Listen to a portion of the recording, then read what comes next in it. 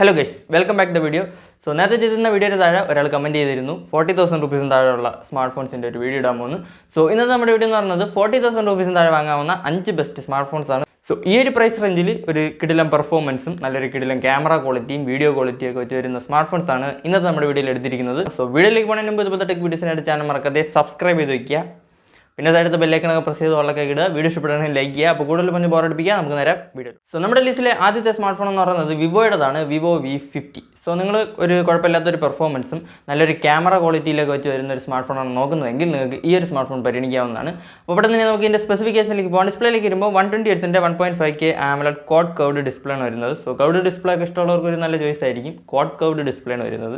പിന്നെ ഇവിടെ കൊടുത്തിരിക്കുന്ന പ്രോസസ്സർ എന്ന് പറയുന്നത് നമ്മുടെ സ്നാപ്ഡ്രാഗൻ്റെ 7 Gen 3 ആണ്. സോ അത്യാവശ്യം ഒരു നോർമൽ പെർഫോമൻസ് നിങ്ങൾക്ക് ഈ ഒരു സ്മാർട്ട് ഫോണിൽ കിട്ടും. ഇനി ക്യാമറയിലേക്ക് വരുമ്പോൾ 50 മെഗാപിക്സലിൻ്റെ OIS സപ്പോർട്ടുള്ള മെയിൻ ക്യാമറയാണ് കൊടുത്തിരിക്കുന്നത്. അതായത് ഇങ്ങനെ ഫോട്ടോ എടുക്കുമ്പം കൈ ഷേക്ക് ആയാലും ഫോട്ടോ സ്റ്റഡി ആയിട്ട് കിട്ടുന്ന പരിപാടി. പിന്നെ ഒരു 50 മെഗാപിക്സലിൻ്റെ ഒരു ക്യാമറയും 50 മെഗാപിക്സലിൻ്റെ തന്നെ സെൽഫി ക്യാമറയാണ് വരുന്നത്. ഇവിടെ നിങ്ങൾക്ക് സയസിൻ്റെ ബ്രാൻഡിങ് കിട്ടുന്നുണ്ട്. പിന്നെ ഇവിടെ നിങ്ങൾക്ക് മാക്സിമം 4K വീഡിയോസ് 30 FPS വരെ ഷൂട്ട് ചെയ്യാൻ പറ്റും, ഫ്രണ്ട് ക്യാമറയെന്നും ബാക്ക് ക്യാമറയെന്നും. സോ രണ്ട് ക്യാമറയെന്നും 4K വീഡിയോസ് ഒക്കെ എടുക്കണമെന്നുണ്ടെങ്കിൽ നിങ്ങൾക്ക് ഈ ഒരു സ്മാർട്ട് ഫോണും പരിഗണിക്കാവുന്നതാണ്. ഇനി ബാറ്ററിയിലേക്ക് വരുമ്പോൾ 6000 mAh ബാറ്ററിയാണ് വരുന്നത്. 90 വാട്ട്സിൻ്റെ ഫാസ്റ്റ് ചാർജിങ് ആണ്. ഒരു സ്മാർട്ട് ഫോണിൻ്റെ കുറച്ച് പ്രശ്നങ്ങളെന്ന് വെച്ച് കഴിഞ്ഞാൽ ഈ ഒരു പ്രൈസ് റേഞ്ചിൽ ഒരു ആവറേജ് പെർഫോമൻസിലാണ് ഈ ഒരു സ്മാർട്ട് ഫോൺ വരുന്നത്. പിന്നെ UFS 2.0 ആണ് കൊടുത്തിരിക്കുന്നത്. അത് ഈ ഒരു പ്രൈസ് റേഞ്ചിൽ UFS 2.2 മാറ്റായിരുന്നു. ഇനി ഈ ഒരു സ്മാർട്ട് ഫോണിൻ്റെ പ്രൈസിംഗിലേക്ക് വരുമ്പോൾ 8+256GB ROM വേരിയൻറ്റ് 36,999 റുപ്പീസിനാണ് വരുന്നത്. പിന്നെ നിങ്ങൾ ഈ ഒരു കാണുന്ന സമയത്ത് ചിലപ്പോൾ ആ ഒരു പ്രൈസ് ആയിരിക്കില്ല, കൂടാനോ കുറയാനോ ഒക്കെ സാധ്യതയുണ്ട്. സോ നമ്മുടെ ലിസ്റ്റിലെ അടുത്ത സ്മാർട്ട് ഫോൺ എന്ന് പറയുന്നത് സാംസങ് ഫാൻസിനുള്ളതാണ്, സാംസങ് ഗാലക്സി S24 FE. അത്യാവശ്യം ഒരു കുഴപ്പമില്ലാത്തൊരു പെർഫോമൻസിലും നല്ലൊരു ക്യാമറ ക്വാളിറ്റിയിലൊക്കെ വെച്ച് വരുന്ന ഒരു സ്മാർട്ട് ഫോണാണ് നോക്കുന്നതെങ്കിൽ നിങ്ങൾക്ക് ഈ ഒരു സ്മാർട്ട് ഫോണും പരിഗണിക്കാവുന്നതാണ്. അപ്പോൾ ഇവിടെ തന്നെ നമുക്ക് ഇതിൻ്റെ സ്പെസിഫിക്കേഷനിലേക്ക് പോകാം. ഡിസ്പ്ലേയിലേക്ക് വരുമ്പോൾ 120Hz Full HD+ dynamic AMOLED display ആണ് കൊടുത്തിരിക്കുന്നത്. ഇവിടെ കൊടുത്തിരിക്കുന്ന പ്രോസസ്സർ എന്ന് പറയുന്നത് നമ്മുടെ Exynosന്റെ 2400E ആണ്. സോ ഗെയിമിങ്ങിനൊക്കെയാണ് നോക്കുന്നതെങ്കിൽ ഈ ഒരു സ്മാർട്ട് ഫോൺ എടുക്കാതിരിക്കുന്നതാണ് നല്ലത്. ഇനി ക്യാമറയിലേക്ക് വരുമ്പോൾ 50 മെഗാപിക്സലിൻ്റെ മെയിൻ ക്യാമറയാണ് കൊടുത്തിരിക്കുന്നത്. +12 മെഗാപിക്സൽ +8 മെഗാപിക്സൽ എന്നുള്ള രീതിയിലാണ് ബാക്കി അറേഞ്ച്മെൻറ്റ്സ്. 10 മെഗാപിക്സലിൻ്റെ സെൽഫി ക്യാമറയാണ്. ഇവിടെ നിങ്ങൾക്ക് മാക്സിമം സെൽഫി ക്യാമറയിൽ 4K വീഡിയോസ് 60 FPS വരെ ഷൂട്ട് ചെയ്യാൻ പറ്റും. മെയിൻ ക്യാമറയിൽ നിന്ന് മാക്സിമം 8K 24 FPS ഷൂട്ട് ചെയ്യാൻ പറ്റും. ഇനി ബാറ്ററിയിലേക്ക് വരുമ്പോൾ 4700 mAh ബാറ്ററിയാണ് വരുന്നത്. 25 വാട്ട്സിൻ്റെ ചാർജിങ് ആണ്. ഔട്ട് ഓഫ് ബോക്സ് Android 14 വരുന്നത്. Optical in display finger print സെൻസറൊക്കെയാണ് കൊടുത്തിരിക്കുന്നത്. പിന്നെ ഈ ഒരു പ്രൈസ് റേഞ്ചിൽ ഈ ഒരു സ്മാർട്ട് ഫോണിൻ്റെ പ്രശ്നങ്ങൾ എന്താണെന്ന് ചോദിച്ചു കഴിഞ്ഞാൽ ഇവിടെയും ഒരു ആവറേജ് പെർഫോമൻസിലാണ് വരുന്നത്. സോ ഗെയിമിങ്ങിനൊക്കെ നോക്കുകയാണെങ്കിൽ ഈ ഒരു സ്മാർട്ട് ഫോൺ എടുക്കാതിരിക്കുന്നതാണ് നല്ലത്. പിന്നെ ഇവിടെ നമുക്ക് 4700 mAh ബാറ്ററിയാണ് വരുന്നത്. അത് ഈ ഒരു പ്രൈസ് റേഞ്ചിൽ വളരെ കുറവാണ്. പിന്നെ നമ്മുടെ ബോക്സിനകത്ത് ചാർജറൊന്നുമില്ല.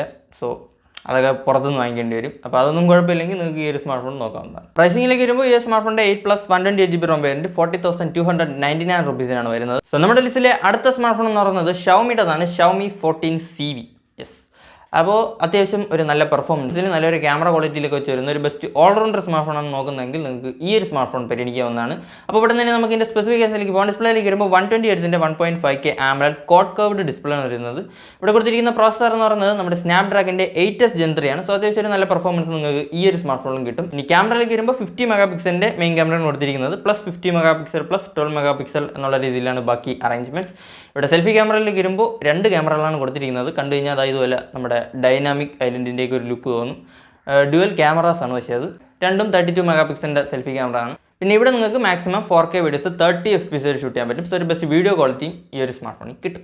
ഇനി ബാറ്ററിയിലേക്ക് വരുമ്പോൾ 4700 mAh ബാറ്ററിയാണ് വരുന്നത്. 67 വാട്ട്സിൻ്റെ ഫാസ്റ്റ് ചാർജിങ് ആണ്. Out of the box Android 14 വരുന്നത്. UFS 4.0 കൊടുത്തിട്ടുണ്ട്. ഈ ഒരു സ്മാർട്ട് ഫോണിൻ്റെയും പ്രശ്നങ്ങൾ ചോദിച്ചു കഴിഞ്ഞാൽ വേറെ ഒന്നുമില്ല, ഈ ഒരു പ്രൈസ് റേഞ്ചിൽ 4700 mAh ബാറ്ററിയെ തരുന്നുള്ളൂ. അപ്പോൾ അത് കുഴപ്പമില്ലെങ്കിൽ നിങ്ങൾക്ക് ഈ ഒരു സ്മാർട്ട് ഫോൺ നോക്കാവുന്നതാണ്. അപ്പോൾ ഈ ഒരു സ്മാർട്ട് ഫോണിൻ്റെ പ്രൈസിംഗിലേക്ക് വരുമ്പോൾ 8+256GB ROM വേരിയൻറ്റ് 39,999 റുപ്പീസാണ് വരുന്നത്. അപ്പോൾ നമ്മുടെ ലിസ്റ്റിലെ അടുത്ത സ്മാർട്ട് ഫോൺ എന്ന് പറയുന്നത് നിങ്ങൾക്ക് എല്ലാവർക്കും അറിയാവുന്ന സ്മാർട്ട് ഫോൺ ആയിരിക്കും, നമ്മുടെ iQOO 12. സോ നിങ്ങളൊരു ബെസ്റ്റ് ഓൾറൗണ്ടർ സ്മാർട്ട് ഫോൺ നോക്കുകയാണെങ്കിൽ ഈ ഒരു സ്മാർട്ട് ഫോൺ പരിഗണിക്കാവുന്നതാണ്. ഒരു flagship level performance, flagship level camera quality, video quality ഒക്കെ വെച്ച് വരുന്ന ഒരു സ്മാർട്ട് ഫോണാണ്.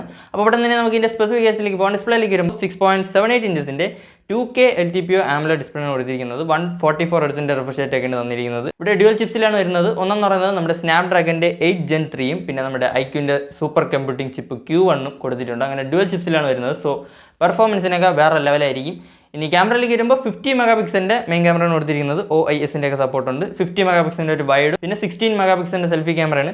ഇവിടെ നിങ്ങൾക്ക് മാക്സിമം 8K വീഡിയോസ് 30 FPS വരെ ഷൂട്ട് ചെയ്യാൻ പറ്റും. സോ ഒരു ബെസ്റ്റ് വീഡിയോ ക്വാളിറ്റി ഈ ഒരു സ്മാർട്ട് ഫോണിൽ കിട്ടും. ഇനി ബാറ്ററിയിലേക്ക് വരുമ്പോൾ 5000 mAh ബാറ്ററിയാണ് വരുന്നത്. 120 വാട്ട്സിൻ്റെ ഫ്ലാഷ് ചാർജിങ് ആണ്.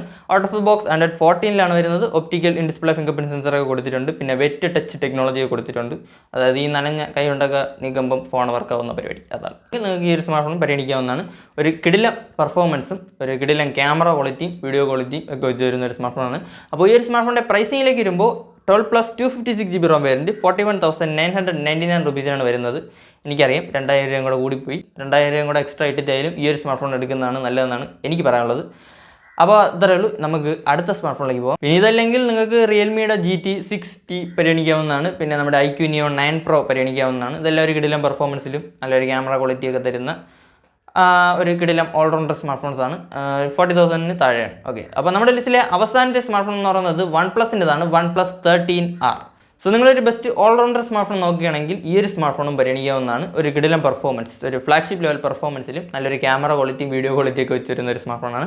അപ്പോൾ ഇവിടെ തന്നെ നമുക്ക് ഇതിൻ്റെ സ്പെസിഫിക്കേഷനിലേക്ക് പോകാം. ഡിസ്പ്ലേയിലേക്ക് വരുമ്പോൾ 6.78 ഇഞ്ചസിൻ്റെ 1.5K AMOLED ഡിസ്പ്ലേയാണ് കൊടുത്തിരിക്കുന്നത്. 120Hz റിഫ്രഷ് റേറ്റ് ആണ്. ഇവിടെ കൊടുത്തിരിക്കുന്ന പ്രോസസർ എന്ന് പറയുന്നത് നമ്മുടെ സ്നാപ്ഡ്രാഗൻ്റെ 8 Gen 3 ആണ്. സോ ഒരു ഫ്ലാഗ്ഷിപ്പ് ലെവൽ പെർഫോമൻസ് നിങ്ങൾക്ക് ഈ ഒരു സ്മാർട്ട് ഫോണിലും കിട്ടും. നേരത്തെ പറഞ്ഞ IQ 12-ലും സ്നാപ്ഡ്രാഗൻ്റെ 8 Gen 3 ആണ്. ഇവിടെയും നമുക്ക് സ്നാപ്ഡ്രാഗൻ്റെ 8 Gen 3 ആണ് കിട്ടുന്നത്. ഇനി ക്യാമറയിലേക്ക് വരുമ്പോൾ 50 മെഗാ പിക്സലിൻ്റെ OIS സപ്പോർട്ടുള്ള മെയിൻ ക്യാമറയാണ് കൊടുത്തിരിക്കുന്നത്. Plus 50 mega pixel plus 8 mega pixel എന്നുള്ള രീതിയിലാണ് ബാക്കി അറേഞ്ച്മെന്റ്സ്. 16 മെഗാ പിക്സലിൻ്റെ സെൽഫി ക്യാമറയാണ്. ഇവിടെ നിങ്ങൾക്ക് മാക്സിമം 4K വീഡിയോസ് 60 FPS വരെ ഷൂട്ട് ചെയ്യാൻ പറ്റും. സോ ഒരു ബെസ്റ്റ് വീഡിയോ ക്വാളിറ്റി ഈ ഒരു സ്മാർട്ട് ഫോണിലും കിട്ടും. നമ്മുടെ IQ 12-ലാണെങ്കിൽ 8K 30 FPS ആണ്. ഇനി ബാറ്ററിയിലേക്ക് വരുമ്പോൾ 6000 mAh ബാറ്ററിയാണ് വരുന്നത്. 80 വാട്ട്സിൻ്റെ സൂപ്പർ ബുക്ക് ചാർജിങ് ആണ്. ഔട്ട് ഓഫ് ബോക്സ് Android 15 വരുന്നത്. പിന്നെ സ്റ്റീരിയോ സ്പീക്കേഴ്സ് ബൈ നമ്മുടെ ഡോൾബി അറ്റ്മോസ് ഒക്കെ കൊടുത്തിട്ടുണ്ട്. Optical in display finger print സ്കാനറൊക്കെയാണ് വരുന്നത്. LPDDR5X UFS 4.0 കൊടുത്തു. സോ ഈ ഒരു സ്മാർട്ട് ഫോണിൻ്റെ പ്രൈസിങ്ങിലേക്ക് വരുമ്പോൾ 12+ 256GB ROM വേരിയൻറ്റ് 39,491 രൂപീസിനാണ് വരുന്നത്. സോ ഇതൊക്കെയാണ് 40,000 രൂപീസിന് താഴെ വാങ്ങാവുന്ന 5 best smart phones in my opinion. അപ്പോൾ വീഡിയോ ഇഷ്ടപ്പെടുമെങ്കിൽ ലൈക്ക് ചെയ്യുക. അതുപോലെ ടെക് വീഡിയോസിനായിട്ട് ചാനൽ മറക്കാതെ സബ്സ്ക്രൈബ് ചെയ്തൊക്കെ സൈഡിൽ ബെല്ലൈക്കണൊക്കെ പ്രസ് ചെയ്ത് ഉള്ളൊക്കെ ഇടുക. അപ്പോൾ ഇതുപോലെ മറ്റു വീഡിയോയിൽ കാണും വരെ ബൈ.